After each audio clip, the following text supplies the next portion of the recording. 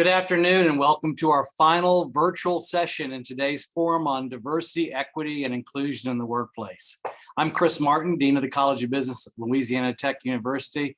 I want to welcome you here today. If you've been with us in other sessions today, you know that this forum marks our fourth year to host this event to provide an opportunity for our students to both listen and participate in important conversations surrounding diversity and inclusion in the context of business. To wrap up the virtual portion of our conference, I'm pleased to introduce Scott Nycum, the Chief Diversity Officer for General Dynamics Information Technology, a very important partner for us. Prior to working at GDIT, Scott served in roles at SRA International, the Advisory Board Company, and Apex Systems. Scott's presentation today focuses on a holistic approach to advancing DE&I. So without further ado, Scott Nycum. Chris, thank you very much for that kind introduction and for the invitation to join you, and also to close what has been a robust day of a lot of insightful presentations. So I don't take lightly that I am between now and the next events and closing out this part of the summit. So thank you very much, and I look forward to sharing a few things from GDIT. So I'll get started here. I'll bring up my presentation to guide some of our thoughts that I want to share with you.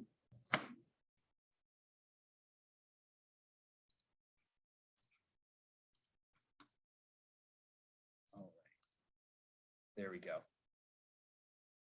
All right, well, thank you very much. In addition to Dr. Martin, Leanne, and Jessica, I wanted to express my appreciation for the organizing and the preparation you helped as I made my way to this presentation. I'll also say go Bulldogs, go Tigers, and to the members of the community around you, it's a pleasure to be with you. And if there's anyone joining from GDIT colleagues or watching this in the play after, thank you for your support and thank you for partnering on our diversity, equity, and inclusion.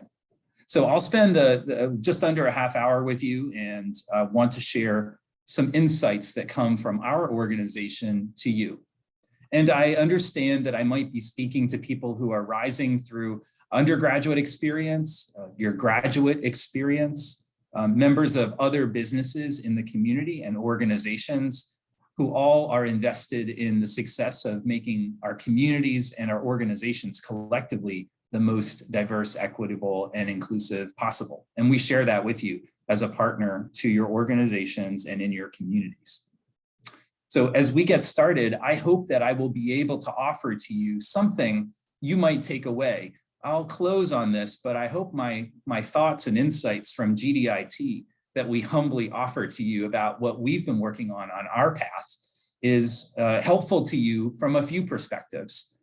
First, I hope that you can look at your own organizations and perhaps glean one thing we've learned that may help you propel and accelerate the things you have to do on your path ahead. And if you are a rising student and finding your way into the workforce, I hope you will not only gain an appreciation for how we think about it at GDIT, but I hope you might take away some ideas that give you an opportunity to look through a lens of the things that we know are working for us or the lessons we've learned, so you can better assess the opportunity at an organization you might be evaluating to join or lead. So with that, you may not know about GDIT, and if you do, I will hopefully split the difference and give you a very high level understanding of what we do. You'll hear this often from us that we are GDIT. It's become a hashtag, and it's also become a tagline for us because we're collectively a large organization that is mission focused. We serve every part of the US federal government, and we have state and local government clients as well. And that spans sectors like defense and health, the civilian world, intelligence, as you see, and national security. And with those complex missions, our ability to do that falls into two broad categories. If I had to describe to you as a new entrant to GDIT, think of our enterprise as serving two main purposes. The technology that transforms the critical missions I spoke about a moment ago, And these are the edge technologies or the current technologies applied in new ways for artificial intelligence, cloud, cyber, data, and analytics. You can see digital modernization, emerging tech, application, software development, managed services, and even the forward-leaning parts of the 5G technology domain that are starting to become common in our world. As equally important as technology is our mission services. So as critical as those missions were a moment ago that I talked about, technology is always a part of the work that we do. And we bring expertise and partnership in supply chain and logistics. Supply chain, I don't need to tell you all, is something that's in our vocabulary over the last 2 years. We're even more conscious of it because of both delays and complexity that we're now much more aware of. We understand that complexity and partner with our clients on that important area. See training and simulation, life cycles, life sciences and medical research, bioinformatics and the like, and other specialized mission support. We do all of this. I hope this doesn't sound like a commercial, but we do all of this from our product, meaning the professionals, the employees, and we're an amazing team. I certainly have a perspective on that to be able to say that, but we're 28,000 plus strong, and a good number of us are in the STEM fields and in technology. But in those mission services as well, we go deep on areas and domains that are not only technology. And we're very proud of the fact that our veteran population is large, well represented, and growing. It's a priority for us because of our government clients, and we know the importance of what veterans bring to the diversity of our workforce. We're all over the globe, and we have facilities that you can see by the numbers there. And I think what I'm proud of is that we stand on the shoulders of organizations that have built up over many decades, 50 plus years of service. So there's a stability that comes from GDIT and our larger parent company, General Dynamics, that brings us both strength and pride, but agility and breadth. So that's enough about GDIT on the fact sheet. And I hope that has given you a sense of what we do and some of the things that we spend our time doing in service of delivering value for our clients. Now, I'll take over from here to share a little bit more. By introduction, Dr. Martin shared what I've been doing over the last many years of my career. Over the past year, though, I've had the privilege to be the lead for our inclusion, diversity, and giving function. And that is something that we're passionate about. And the opportunity to share with you what's happening inside GDIT and what we're learning is a real privilege for me. So I'll dive in. I can't see the Zoom grid as I might be normally used to. So I might be able to gauge if you're turning your head, if you're squinting, or if you're asking questions about what does he mean by right brain and left brain. And truth be told, this is modestly embarrassing, if not quite embarrassing, for a group of people I'm just now meeting. But I wanted right brain and left brain of my presentation to be clever and witty and catchy. And as it turns out, I should have known this, but what I mean by it actually isn't very accurate. Right brain and left brain have been disproven as what I was hoping they would say about a holistic approach to advancing workplace DEI. The research is clear. I guess after I put my presentation title on paper, I had a chance to think about it a little bit more, and I knew what I wanted to share, but I didn't think it through. So there's plenty of Google searches. You don't have to get very deep to understand that what I was hoping to convey of left brain and right brain is not true. Just gonna pause on that for a minute. I'm sorry. But if you will indulge me for a minute, I want to share with you why I was so excited and then deflated about why left and right brain started to fit the construct of what I want to share with you from GDIT and our experience in building the most diverse, equitable, and inclusive organization possible. If you understand now what I know to be the myth of left and right, you know that on the left is rational thinking and analysis, facts and data. And on the right is the creative side. It's where we bring forth our emotions and imagination, and it propels us equally as to the things on the left. And while we might have a tendency to one side or the other, I wanted to be clever in talking about things on the left and right that unless GDIT and other organizations think about holistically, we will not make meaningful and sustained progress. So my lessons and examples are left and right. And for the rest of the presentation, I'm going to give up on a map of the brain. It's way too simple. It's now, as we know, a myth. And I'll spend my time talking about the concept or the analogy of the left and the right. For our ability to have progress will happen because we are thinking about all of these things and more. This is not an exhaustive presentation. It's top of mind lessons from doing the real work at GDIT. All right, let's be inspired by what the left is meant to convey, which is the data and logic. At GDIT, we're data-driven. We have to be for the customer and client missions I spoke about, and we have to be for DE&I progress. So I'm going to put an emphasis on meaningful trends and analysis. There's lots of organizations and there's lots of requirements now that represent progress of transparency. How do we look at our organization? What are we counting and measuring? But the trend and analysis to dig in is where the insights come from and where we better understand if we are making progress. I'll share a brief example from us in a moment. All right, the other part of the left side is where the geek in Scott comes out. And by geek, I mean, we've got to understand organizationally, how do our policies and processes deliver the status quo we have today? Policy and process aren't flashy or, dare I say, the sexiest part of understanding how our organizations deliver the levels of diversity, equity, and inclusion. They are the undercurrents that deliver the results we're getting today. I will not give you the most accurate definition, and I'm a little bit shy of sharing the model of left brain and right brain to give you another model, but many of you probably know and have studied systems theory, and that relates to policy and process. And systems theory, in some segments of it, I will summarize here as best I can, in that if we look at our teams and our organizations and even our communities and governments, they are systems that are perfectly designed to get the results that they're delivering and producing.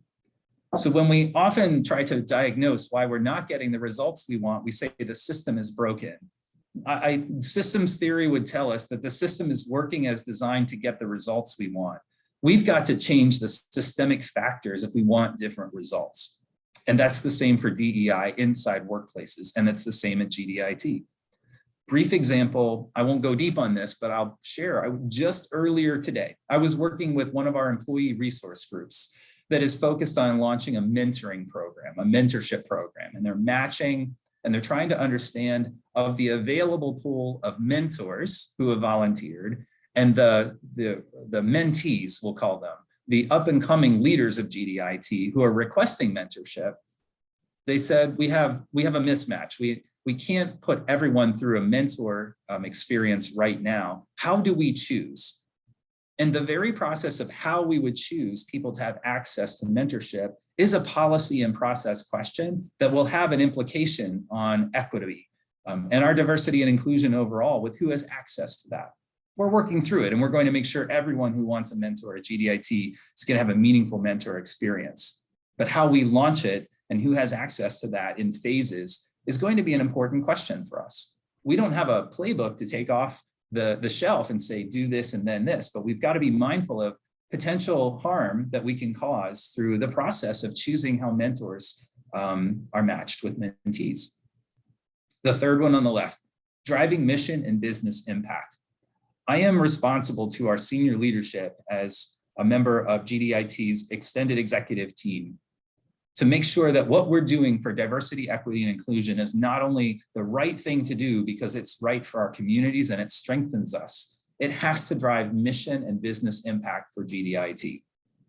And I'll talk about in a moment a deeper example of returning to this piece around the DE&I work that we're doing and the programs that we offer that are directly tied to our business impact and our mission.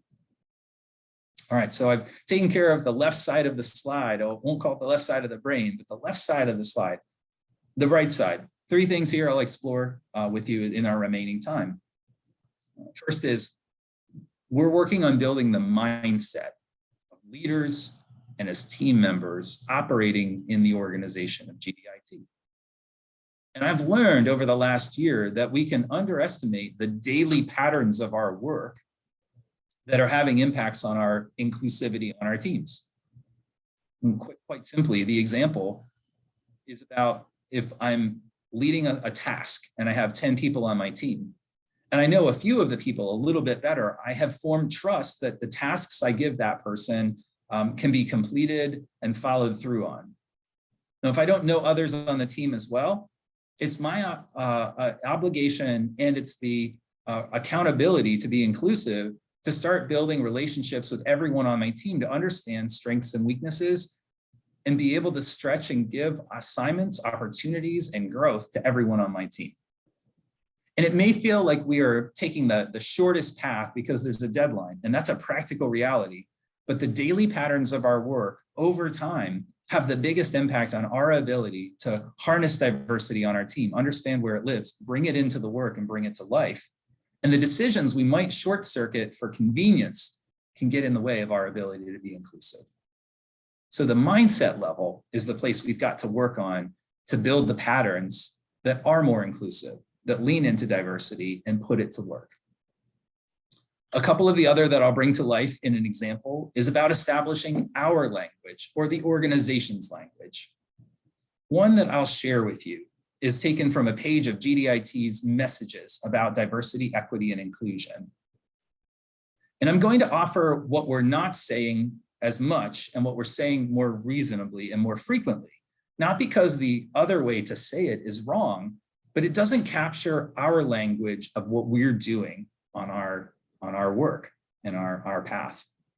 And what I'm about to say may sound like maybe it would poke someone who has said this, or I have said it myself.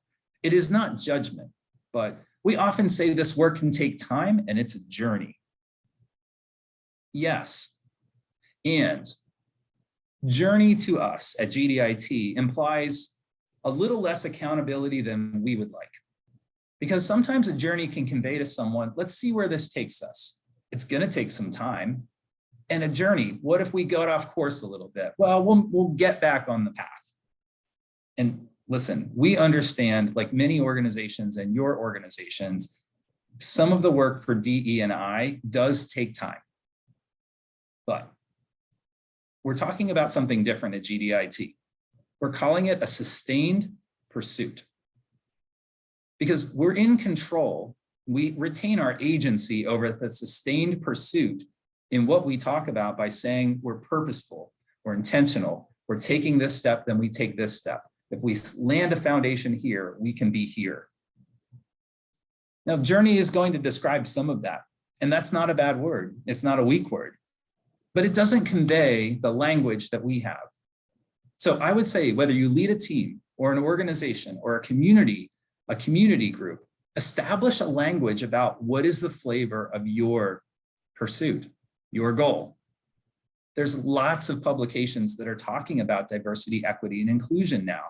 So I'm not averse to saying be inspired by that or take phrases that resonate for you, but also be pithy and interesting and then be consistent. I hope if there's anyone watching from GDIT, you've heard me or our other leaders talk about the idea that while it is aspects of a journey, we are in a sustained pursuit. That's as many times as I could work in sustained pursuit into that example. So that's my chance to be consistent.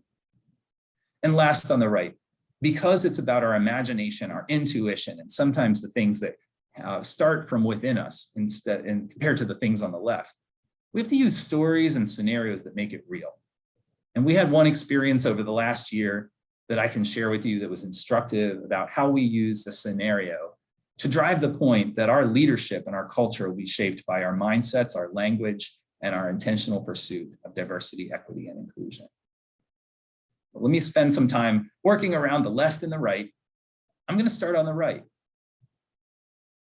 Now, as I talked about, we were building mindsets and establishing our language. And over the last year, the big lesson I would have for you here is to level set on the importance of leadership. We did inclusive leadership workshops.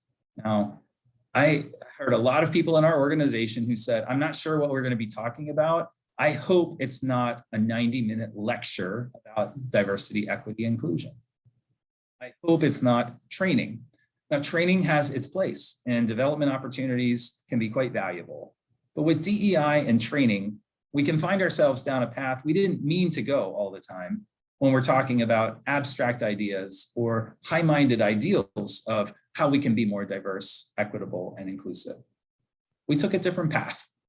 We decided that our leaders were such a critical part of setting the tone for our organization and the decisions and the mindsets that I talked about a moment ago, that we built small group coaching sessions.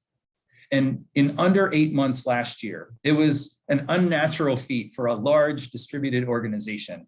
We did small group coaching-based workshops to not only talk about diversity, equity, and inclusion, but to talk about more broadly, how are we effective in leading our organization and our teams? And 3,000 leaders had the same discussion, the same framework to understand what the best form of inclusive leadership could look like and how we have to stretch ourselves. So if you think about what the opportunity might be at your organization, or if you're evaluating an organization, I would ask, what are you doing to make sure leaders set the tone for inclusivity? Now, here's what we did. We had to establish our own language. And so here's a couple of artifacts from our workshop. On the right, if you can see it, it's a picture of a few slides. And one slide talks about the conviction of our leaders. This is where our language started to take hold, and we hope we're consistent in talking about it going forward. We call it a leader's conviction. What does a leader have to believe and then model?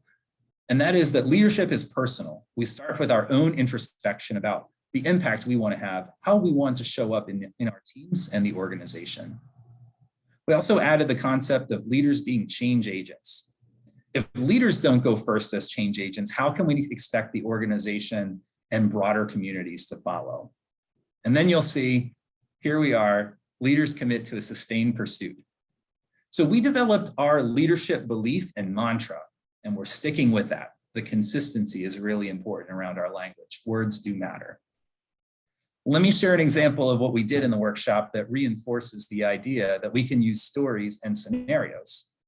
We put our leaders in small group discussions to have what might be a little bit of an uncomfortable conversation for some, a very uncomfortable conversation for others, and for some of our employees, a conversation that validated that they would have this conversation with the team.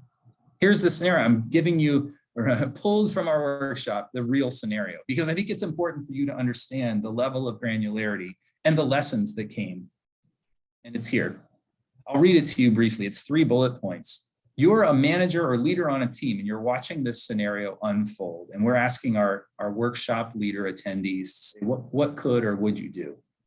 It's a virtual conversation you're having, and a white colleague named Samuel and a black colleague named DeMondre are talking, and the topic of the Derek Chauvin murder trial comes up. Samuel says, quote, every time I turn on the news, it's still all about George Floyd or some related incident. And I realize this is important. This stuff is important.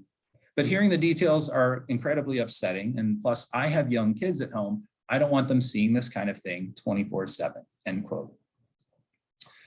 Now, DeMondre, the other employee in the scenario, seems shocked at first. He doesn't react. He takes a long pause. And then he says, quote, Samuel, this is more than an incident.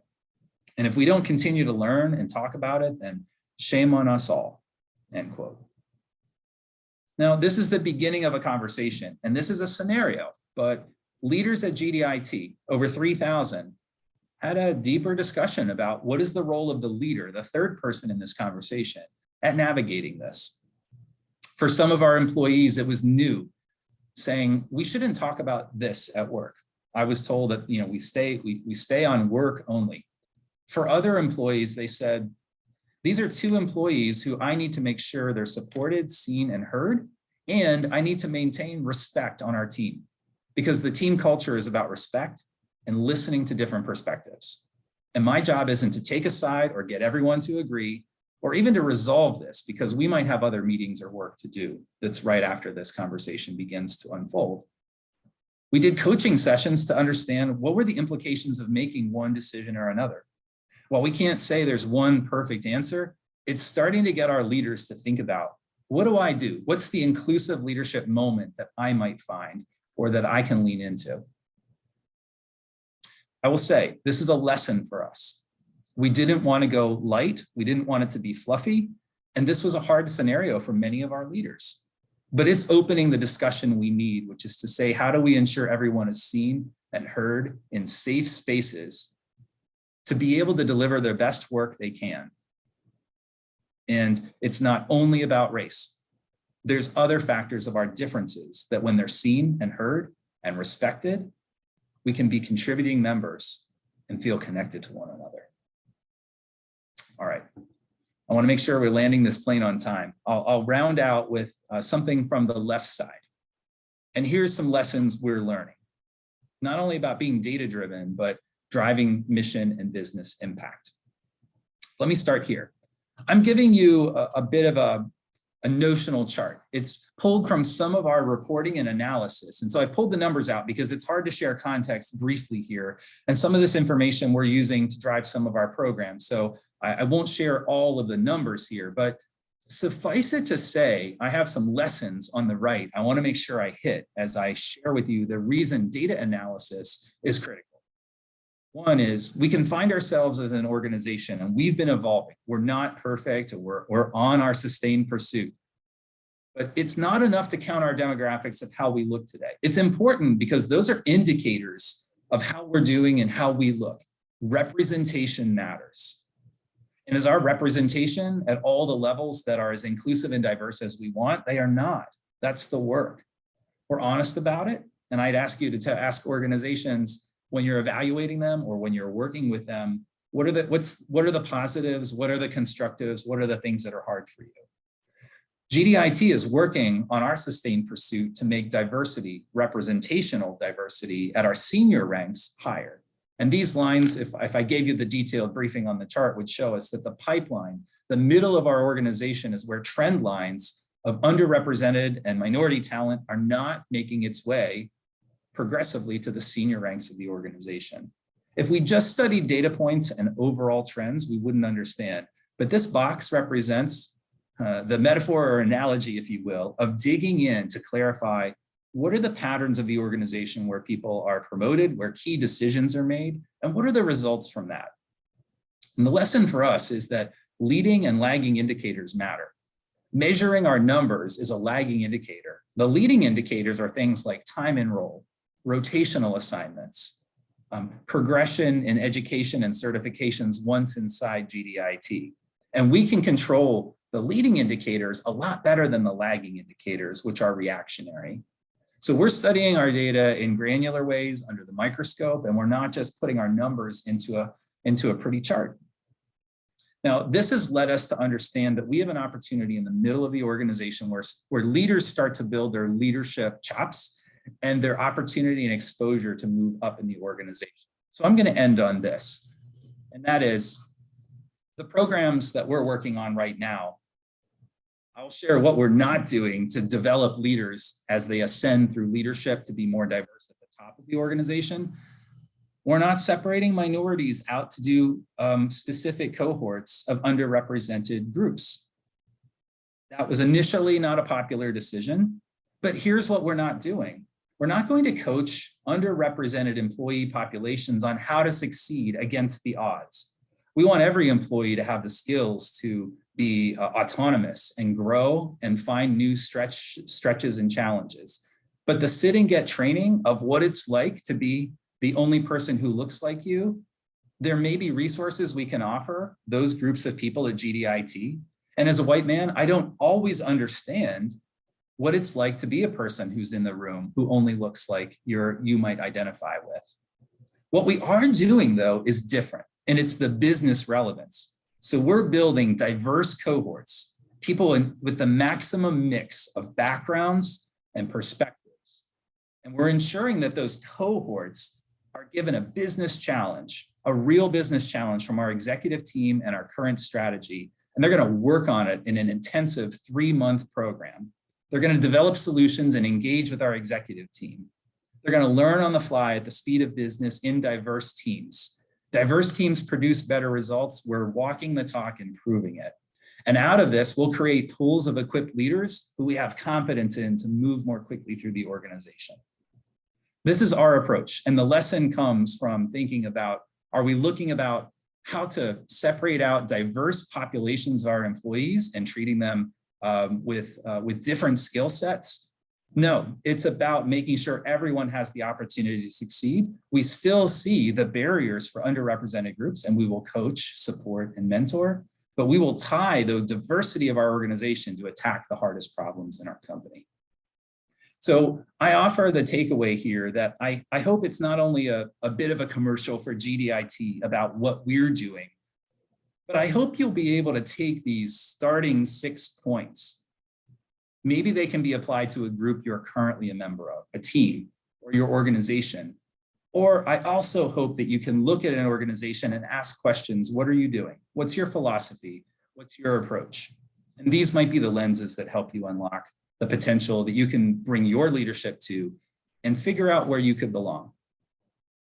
I'll offer that this was a huge pleasure, a privilege, and an opportunity for me to spend time with you, especially to close out such a high wattage lineup, Chris, of what your day looked like and the esteemed colleagues and experts you gathered. I'll leave my contact information here. I would be happy to connect, as our GDIT talent teams would be happy to connect with you as well if you have an appointment with them later. But please find me on LinkedIn, or here's my email address. I would love to connect and support anything we can do to ensure your success. So Dr. Martin, Chris, thank you so much. Thank you, Scott. We appreciate you sharing your wisdom, the programs at GDIT. This is a wonderful end of the day. You've left me wanting more, and that's always a great thing. I hope that each of our guests and our students found today's session to be as beneficial as I did. And I want to remind our Louisiana Tech and Grambling business students to please follow your link, the networking session with GDIT Talent Acquisition Team that begins right now. I'm also reminding our College of Business students that Crystal King of Dow Chemical will be conducting a hands-on DEI case challenge at 5 p.m. in Davis Auditorium 101. We will see you there, I know. If you'd like to learn more about the College of Business or Louisiana Tech, please visit our business.latech.edu site or follow us on social media. Again, thank you for joining us and have a great evening.